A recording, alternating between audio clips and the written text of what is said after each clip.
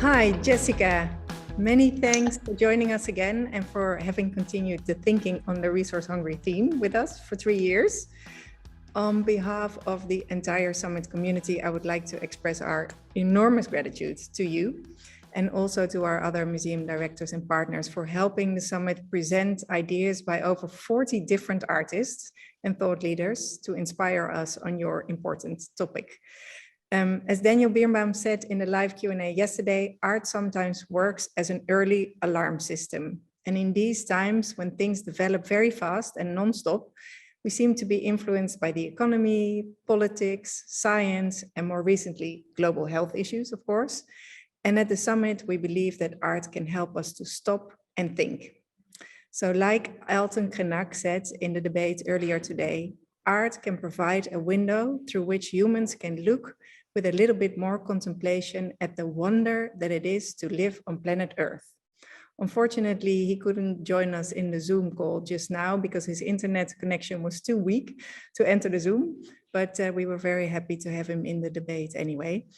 And for the 2022 summit, we continued your resource hungry theme, obviously, and set out to provide some ideas for transformation by asking the question, how can local actions lead to global impact?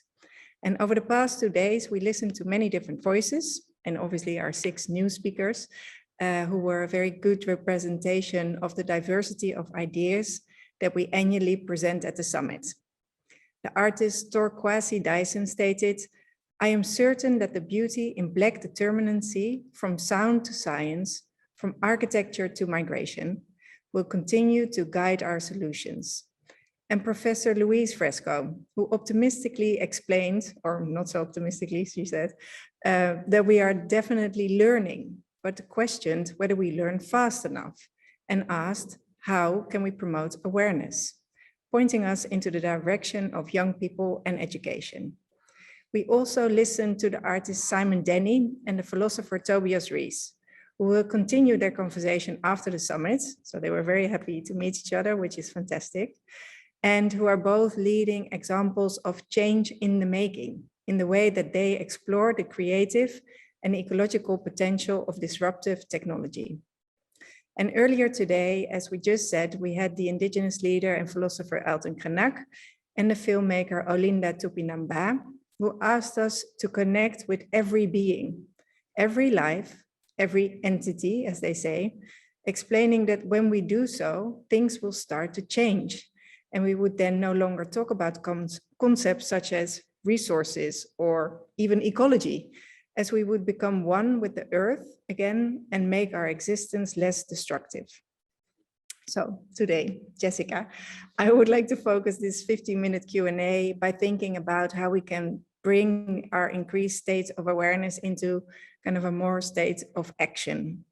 And perhaps we can think about how these ideas for transformation can be implemented at an individual, institutional, and societal level, presenting a new way forward out of our resource-hungry era, which we named this particular debate.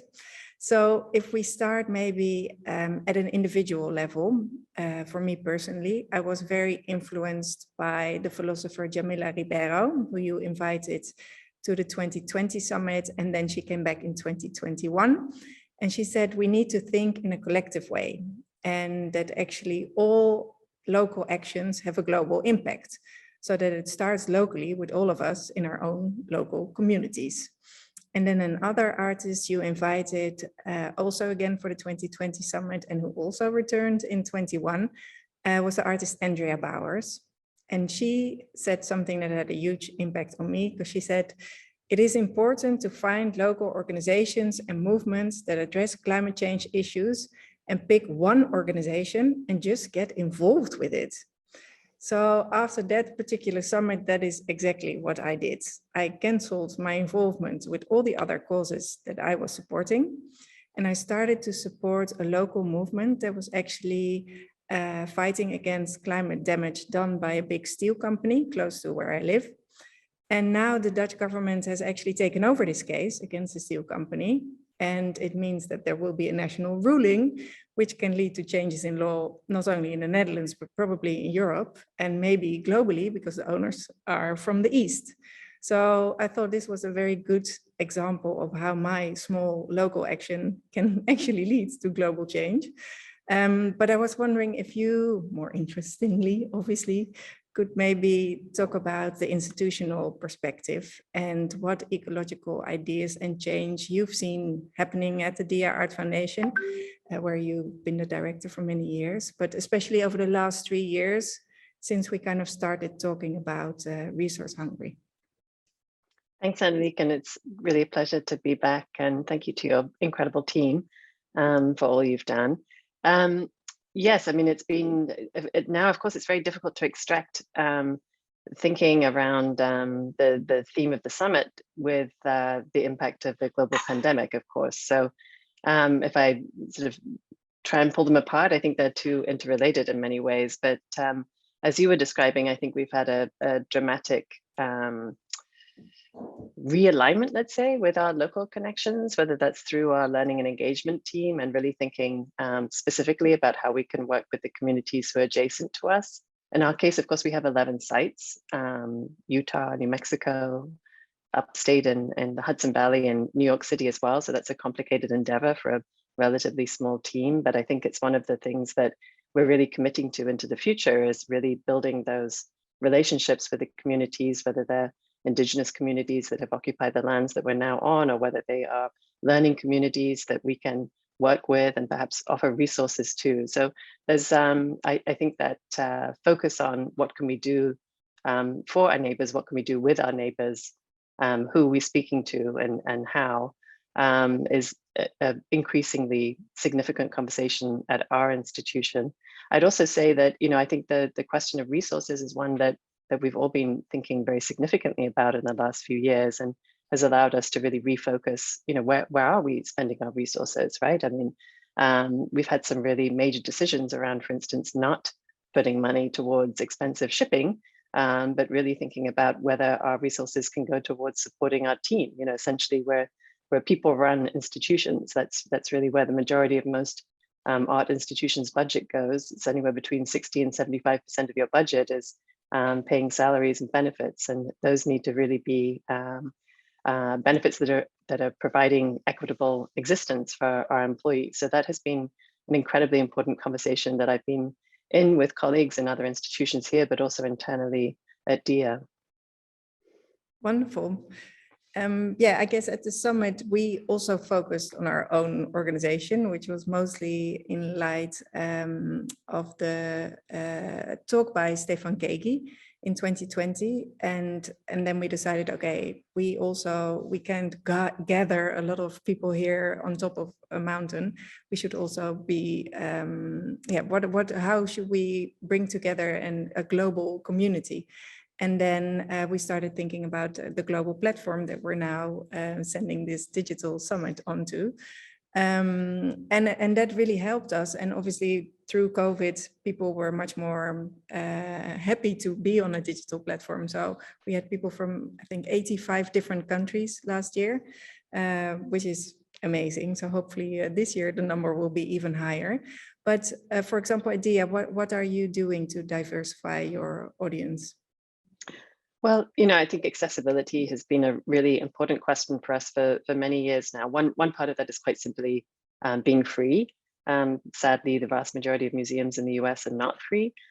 So we've really prioritized making our spaces free. But, that's one step towards accessibility. The other question is how are you actually making them places that people want to visit, want to arrive at. I think, the sort of philosophies, let's say, around welcoming people into your spaces is something that we've talked about a great deal internally, and how we're making sure that we're inviting people in and who we're inviting in. Are we providing transportation where it's necessary? Are we also going out to people? It's not just expecting people to come to you, but are we also, going to other people's sites in order to provide what resources we can on their site in order to encourage a kind of reciprocal behavior as well. But accessibility is a huge question, I think, for all institutions right now. The language we use, the way in which we convey information, what language is it in, These are huge questions and issues that we all have to really confront and think also specifically about your own institution and what that means. What is your community? What are the languages you need to be thinking about? So it's a forever process, I would say. Yeah, great. Good to hear. And then we obviously this year we've been hearing also in the debates a bit more about COVID-19. And for example, Simon Denny, he said that for him, the whole COVID-19 experience has radically changed what it feels to be an artist. And he even said that it has been framed as part of a climate change experience, a result of the world's changing relations between beings, which was also just addressed by Olinda in the Q&A. Do you see these ideas present in the work of artists that you are engaging with? Definitely. I mean, I don't think there's a single artist we're working with now who does not ask very fundamental questions about their project, whether it's, where the material's coming from, and they want to ensure that we're taking a sustainable approach to materials. We have a project that's in installation right now with Camille Normant, who's a US born but Norwegian based artist, that involves a great deal of wood. And Camille was, absolutely definitive about the fact that this had to be sourced in a sustainable manner. And what happens to it afterwards is also a big question. So I think that, every artist that we work with now is, insisting that the institution responds, that the institution performs in a way that is with this in mind. And they themselves, of course, are incorporating this into their work, or it is frankly the subject of their work. Yeah, great trends, obviously, for all of us. I don't think there have been any questions that came into the chat. I'm looking at my team, but I don't see them coming. Oh, no, there is one. Jessica, do you see a global and united approach with other major museums and institutions to be more of a shared purpose? And can this help access and purpose? Great question. I'd like to say yes. I think that is happening in some places. I think there's been, particularly in Europe, I would say, I think there's been more of a conversation happening between institutions, and it's a shared knowledge that we have to build, because there are skills and approaches that we'll all benefit from, and also, frankly, setting boundaries and limitations. We have to stop. I mean, fortunately, we don't do this at DIA, so it's not something we have to stop doing. But for the majority of museums, it's really about collaboratively thinking about ways in which to produce exhibitions sustainably, which will require collaboration in order to reduce shipping, reduce this kind of excessive demand for the movement of work and all that comes with that. So I think there has been a lot of progress. I'd like to say that I've seen more in the US. I think we're in a far more nascent stage here.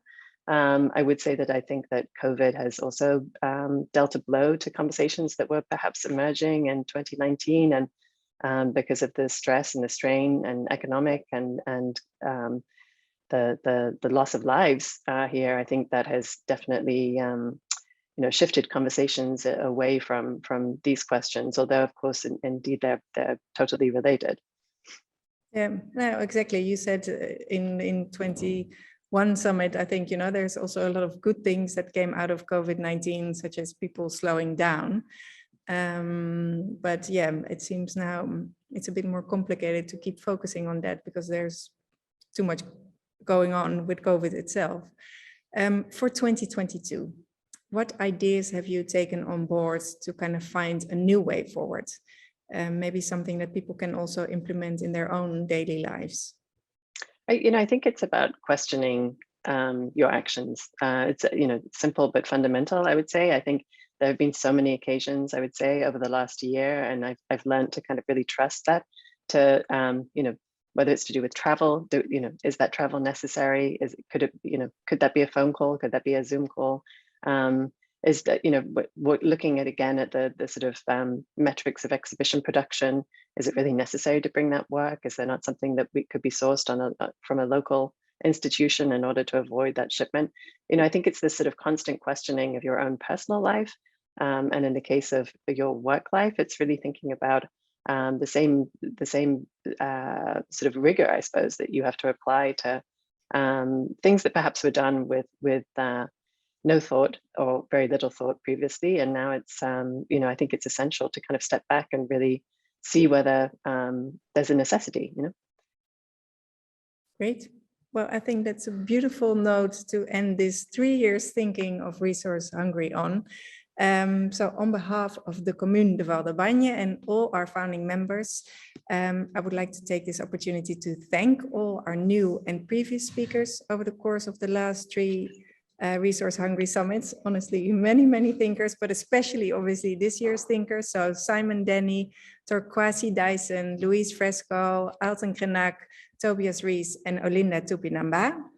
But of course, also especially you, Jessica, and our other partnering museum directors who all contributed to this edition. So Beatrix Roof, Daniel Birnbaum and Jochem Volts, kind of all together steering us through these 3 years of resource hungry thinking and always lending us your ideas and inspiration, which is just really fantastic. And I would also like to thank all of our members, our sponsors, our cultural and media partners, lots of new ones this year, which was amazing. They're also a great support to our nonprofit mission. So thank you all so much for collaborating with us. And very importantly, as you also mentioned, Jessica, this entire production team here at Crossmark, especially Fritjan, of course, and my own summit team. So Corina, Sarah, Simone, and Tejal, as well as the 2022 committee, Beanie, Claire, Keisha, and Sonia. Merci beaucoup for all your time and your enthusiasm to continue our mission. But most of all, I would like to thank you, all our global summit community who is watching today, who have been following this ecological debate through art, and who are looking for change and this new way forward out of our resource hungry era. As I mentioned at the beginning of this Q&A, over 40 different artists and thought leaders have been engaging us in their ideas for transformation. And now we're asking you, the participants of this summit, to please share this resource hungry thinking with your own community, as only together we can drive this social change that we so much need.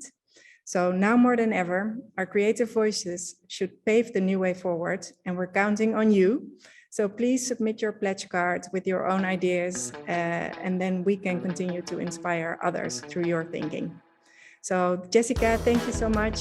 Everybody who's been watching, thank you, and for all your time, and we wish you a lovely rest of the day. Thank you, Anneliek. Thanks, everyone. Thank you. Bye.